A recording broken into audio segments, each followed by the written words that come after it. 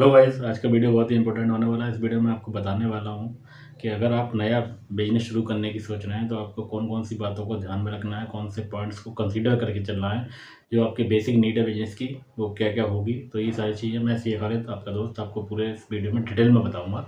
तो please video को अंत तक देखिएगा। तो चलिए विदाउट डिले शुरू करते हैं। तो बिजनेस शुरू करने से पहले जो आपका मेन पॉइंट है, सबसे पहले आपके माइंड में एक बिज़नेस आइडिया होना चाहिए। आपको पता होना चाहिए आप करना क्या चाहते हैं, किस तरह के आप बिज़नेस शुरू करना चाहते हैं, उसका पूरा एक ब्लूप्रिंट आपके माइंड में तैयार होना चाहिए।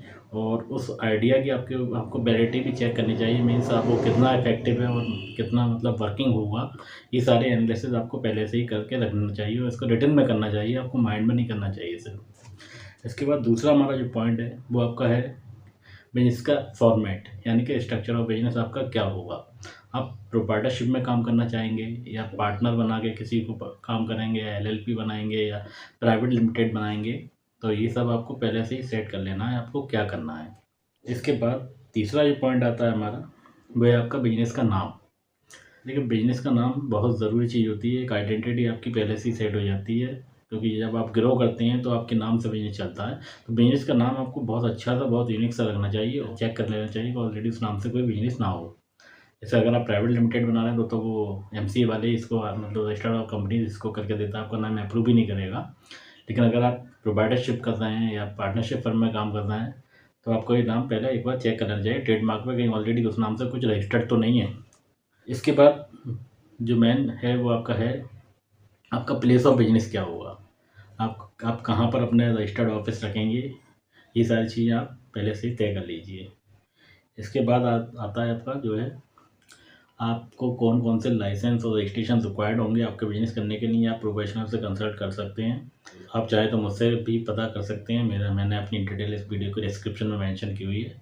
आप चाहे तो मेल, व्हाट्सएप या डायरेक्ट मुझे कॉल कर सकते हैं। तो जो लाइसेंस वगैरह है, जैसे मैं आपको बताऊँ, जैसे आप अगर खाने पीने से रिलेटेड बिजनेस कर रहे हैं तो आपको फसाई का लाइसेंस या रजिस्ट्रेशन आपको रिक्वायर्ड होता है। या आप सिक्योरिटी एजेंसी वाली सर्विसेज प्रोवाइड कराते हैं तो आपको पसारा का लाइसेंस रिक्वायर्ड होता है। इसी तरह बहुत सारे लाइसेंस है जो आपको रिक्वायर्ड होते हैं। अगर आप रियल एस्टेट बिजनेस कर रहे हैं तो आपका रेरा का लाइसेंस रिक्वायर्ड होता है। तो ये सारी चीज़ें आपको देखनी होंगी। अगर आप जीएसटी का रजिस्ट्रेशन लेना चाहते हैं, जीएसटी होता है। उसके बाद आपका ट्रेड लाइसेंस जो कि आपका म्यूनसिपल कॉर्पोरेशन के थ्रू मिलता है। ये सारी चीज़ें आपको चेक करनी होंगी, आपके ऊपर कौन कौन से लाइसेंस और रजिस्ट्रेशन रिक्वायर्ड हैं, जिससे आप इजीली अपना बिजनेस कर पाएँ। इसके बाद जो मेन आता है वो आपका आता है कैपिटल रिक्वायरमेंट। इन्वेस्टमेंट आपको कितनी ज़रूरत होगी, तो ये इन्वेस्टमेंट आपको दो तरह की रिक्वायरमेंट होती है। एक तो लॉन्ग टर्म और एक वर्किंग कैपिटल जो आपको रिक्वायर्ड होती है, जो अपने बिजनेस के रूटीन खर्चे मेंटेन करने के लिए होती है। लॉन्ग टर्म में लाइक आपकी कौन कौन सी मशीन है, उसमें कितना इन्वेस्टमेंट होगा, ये सब आपको प्लान करना होगा। और वर्किंग कैपिटल आपको देखना है कितने में आपका काम चल जाएगा।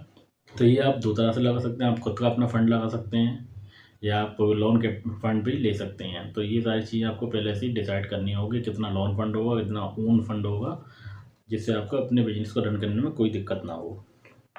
इसके बाद जो आता है वो आता है मेन आपको टीम रिक्वायरमेंट। आपको मतलब अपना स्टाफ की कितने की ज़रूरत होगी, कौन कौन सा स्टाफ होगा, ये सारी चीज़ें आपको देखना है। उनको पे कितना खर्चा आपको करना है, ये सारे डिसीजन आपको पहले से ही लेना है। ब्लूप्रिंट इसका आपको तैयार करके रखना है।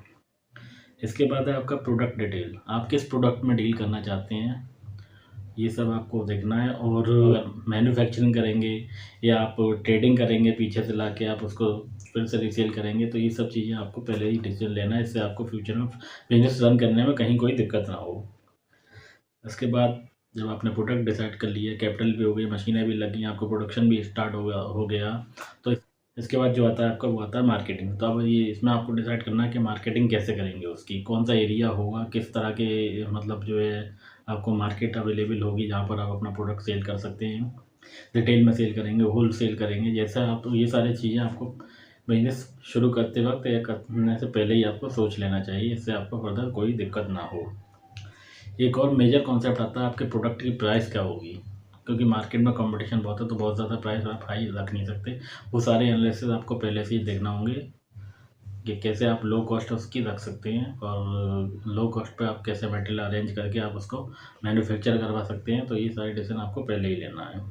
देखिए, किसी भी बिज़नेस को बढ़ाने के लिए, आपका नए बिज़नेस के लिए सबसे ज़रूरी होता है एडवर्टाइजमेंट। तो ये भी आपको देखना है कि एडवर्टाइजमेंट के मोड आपके क्या क्या हो सकते हैं और लो बजट में इसको कैसे आप बेटर वे में करवा सकते हैं। जो लास्ट एंड फाइनल जो बहुत ज़रूरी चीज़ है, जहाँ पर आप जो आपके बिजनेस को सस्टेन करवा सकती है, वो है आपका आफ्टर सेल सर्विसेज। जनरली इस पे फोकस कम रखते हैं, लेकिन आपको आफ्टर सेल सर्विसेज पे बहुत ज़्यादा फोकस रखना है, वही आपकी गुडविल बनाएगा। तो एक बार कोई अगर प्रोडक्ट में आपके आपसे कोई परचेज़ करता है, तो उसके बाद अगर कोई उसे इश्यू आता है, तो उसको आप कैसे रिज़ॉल्व करेंगे, ये सारी चीज़ें आपको देखनी है। तो ये मेन पॉइंट मैंने आपको बता दी, जैसे आपका कैपिटल कितनी होगी, या स्टाफ कौन सा हुआ, प्रोडक्ट की प्राइस क्या होगी, या मार्केट एनालिसिस कैसे करेंगे, कहाँ पर आप सेल करेंगे, और कौन कौन सी मशीन्स रिक्वायर्ड होगी, या बिजनेस स्ट्रक्चर क्या होगा, या आपका बिजनेस का नाम क्या होगा। तो ये मेजर जो पॉइंट्स थे वो आपको ध्यान रखना है, वो सब मैंने आपको बता दिए हैं। तो मैं तो यही कहूँगा कि आप अच्छे से अपना एनालिसिस करके अच्छा बिजनेस शुरू करिए, इससे आप फ्यूचर में तरक्की कर पाएँ। बाकी किसी भी तरह का लाइसेंस रजिस्ट्रेशन आपको अगर रिक्वायरमेंट होगा, आप मुझसे कॉन्टैक्ट कर सकते हैं। वीडियो आपको मेरा इन्फॉर्मेटिव लगा हो तो प्लीज़ लाइक करें, शेयर करें, सब्सक्राइब करें, कमेंट करें और बेल आइकन भी प्रेस कर दें, इससे फर्दर वीडियो को नोटिफिकेशन आपको मिल जाए। Thank you.